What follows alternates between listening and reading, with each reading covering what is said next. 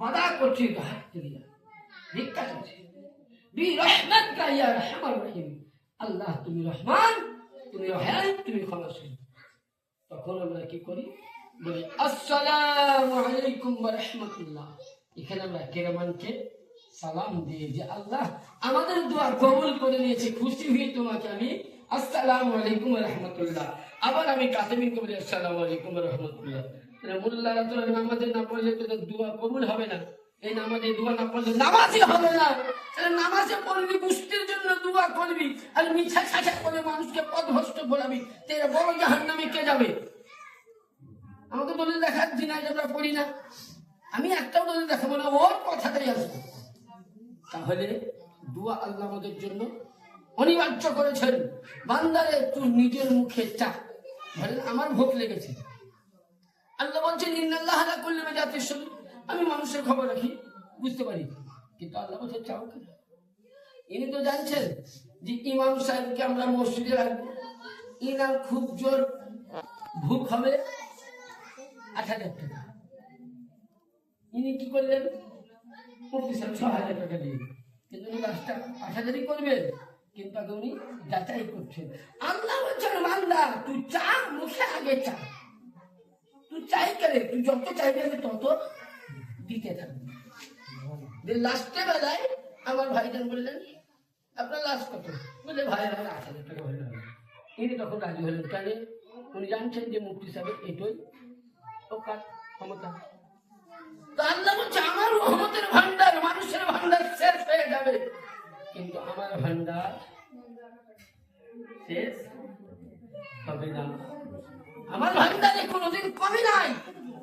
তাহলে বান্দা তুই চা, যত চাইবি আমি তত দিতে থাকবো, কিন্তু বান্দা চাইছে, যদিও চাইছি কোনো বিশ্বাস নেই।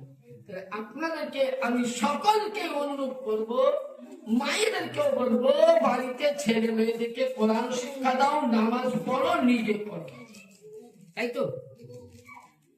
আর যে যেখান থেকে বাপজিরা আছে শুনছে, প্রত্যেকেই আমি নামাজের দাওয়াত দিলাম।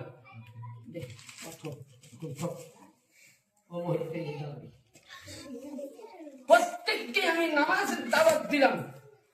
একটা নামাজের হাদিস শোনাই দেখি, নামাজের বেনামাজি, বেনামাজি থাকলে রাগ করবেন না, ছোট্ট একটা হাদিস শুনে বলবো। আল্লাহুম্মা সাল্লি আলা সাইয়্যিদিনা ওয়া শাফিঈনা মুহাম্মদ ওয়া আলা সাইয়্যিদিনা মাওলানা মুহাম্মদ। আচ্ছা, নামাজি আর বেনামাজি আমি যে হাদিসটা বলছি খুব মন দিয়ে শুনবেন। একজন হযরতে ওমরে ফারুকের জামানায় এক ব্যক্তি, বৃদ্ধা মহিলা, পরের বাড়িতে কাজ করত। আগে সব বাড়িতে সেই চাকরানি, তারপরে বাজার রাখা রাখতো না, এখনো অনেক বাড়িতে আছে কারণ বাজারে। তো তখনকার বাদশাদের বাড়িতে থাকতো, মানে জালিমদের বাড়িতে।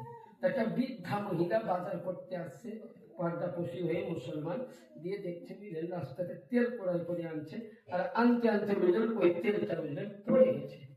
বুড়ি চিন্তা করছে যদি আমি তেলটা সময় মোতাবেক যদি না দিতে পারি আমাকে তো মারবে। কিন্তু এই জামানায় উমারে ফারুক হলো সব থেকে বড়, উনি দয়াল খুব ছিলেন, ওনার মনে খুব নরম ছিল, আবার খুব গরমও ছিল বুঝলেন। তো হযরতে ওমরের কাছে বলছে আসসালামু আলাইকুম ইয়া আমিরাল মুমিনিন খলিফাতুর রাসূল।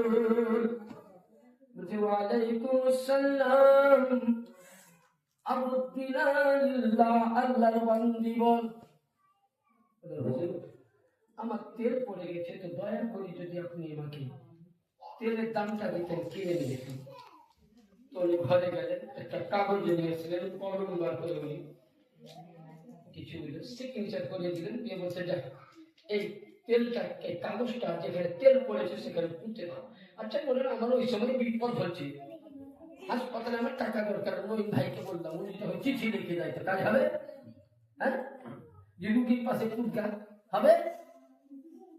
কিন্তু ইমান, ইমান ইমান হারা সোনা রে,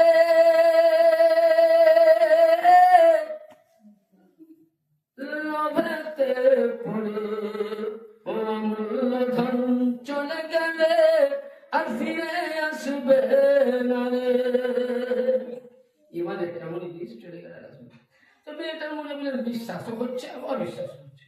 তো মনে মনে বুঝে না এটা নবীর দ্বিতীয় খলিফা ওমর, এর কথা বিশ্বাস করা যাবে না। কি আছে দেখি।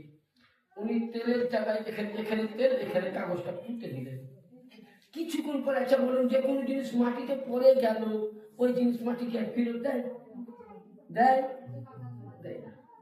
ওই সময় মাটি থেকে বুঝলেন তার বুঝ বুঝ করে উঠতে লাগলো। আর যেমনই উঠতে লাগলো আল্লাহর গায়েবী আওয়াজ হতে লাগলো, এ বুড়ি তোর পাত্র ঠিক কর।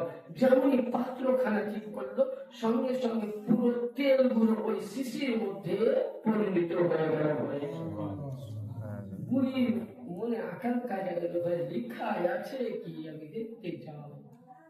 বুড়ি আল্লাহ বেয়াদবি মাফ করো, ওমর তুমি বেয়াদবি মাফ করো। খুলে দেখলেন কাগজে লেখা আছে বিসমিল্লাহির রহমানির রহিম, আল্লাহ পাকের নামে আরম্ভ করছি, যিনি রহমান যিনি দয়ালু ক্ষমাশীল। আর লিখছে এ জমিনে মদিনা, এ মদিনার জমিন তু পাক है, तू तहरत है, तू जन्नती का एक मिट्टी है। এ মদিনার মাটি তুমি জান্নাতের মাটি। এই কারণে তোমার বুকে নবী কি কি আছে? নবী ঘুমিয়ে আছে, বলুন। নবী শুয়ে আছে। কি আছে? নবী শুয়ে আছে। এ মদিনার মাটি তুমি পবিত্র মাটি, তোমার বুকে নবী শুয়ে আছেন। তার জন্য নবী একটা হাদিস বলেছিলেন তখনকার জামানায়, এখনকার নয়।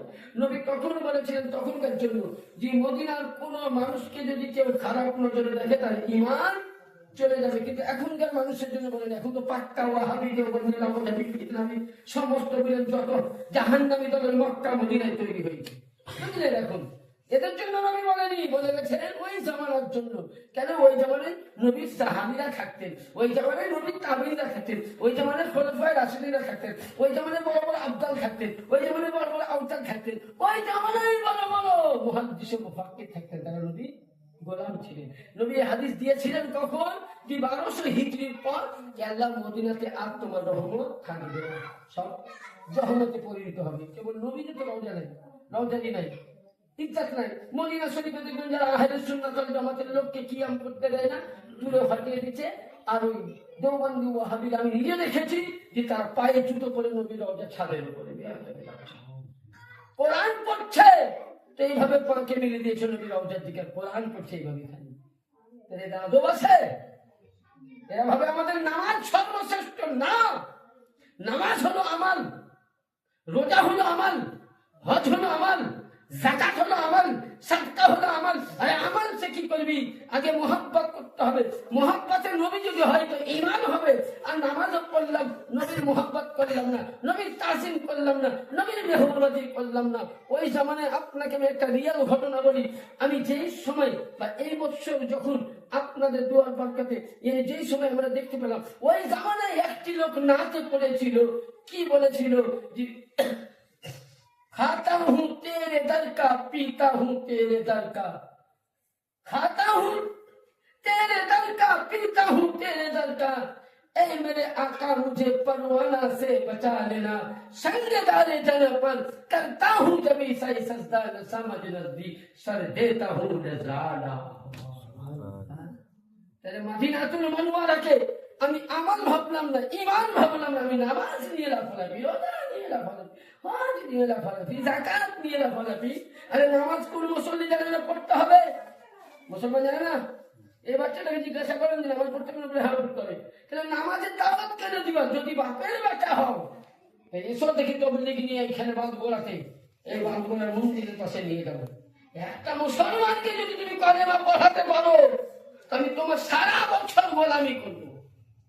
পাছার চামড়া উঠিয়ে দিবে। নবী মুসলমানকে কালেমা পড়াইনি, দাওয়াত দিয়েছেন বেদিনকে।